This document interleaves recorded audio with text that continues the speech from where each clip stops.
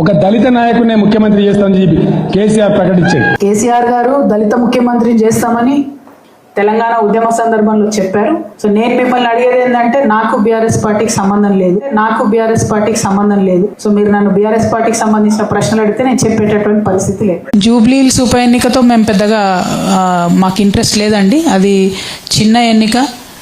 Unfortunately ఒక MLA గారు చనిపోవడంతో వచ్చిన ఎన్నిక. మేమైతే ఏం స్టాండ్ తీసుకోదలుచుకోలేదు, మాకు సంబంధం లేదు. మాకు ముందు నుండి హైదరాబాద్లో మంచి క్యాడర్ ఉంది. జూబ్లీహిల్స్లో ఉన్న క్యాడర్ వాళ్ళ ఇష్టానుసారంగా అక్కడ వేసుకుంటారు. తెలంగాణ జాగృతి అఫీషియల్గా ఏ స్టాండ్ తీసుకోదు. మాకు సంబంధం లేని ఎన్నిక అది. Thank you. జై తెలంగాణ. ప్రభుత్వమైన అధికారంలోకి వస్తే మాట నిలుపుకోవాలి. పింఛన్ 2 ఉండే 4,000 చేస్తామన్నారు, దాని గురించి ఆలోచన చేస్తలేరు. అదేవిధంగా రైతు భరోసా పెంచిస్తామన్నారు, దాని మీద ఆలోచన చేస్తలేరు. బోనస్ దాని మీద ఆలోచన చేస్తలేరు. 18 ఏళ్లు నిండినటువంటి ప్రతి ఒక్కరికి 2,500 రూపాయలు ఆడపిల్లలకు ఇస్తామన్నారు, దాని మీద ఇంతవరకు ఆలోచన చేస్తలేరు.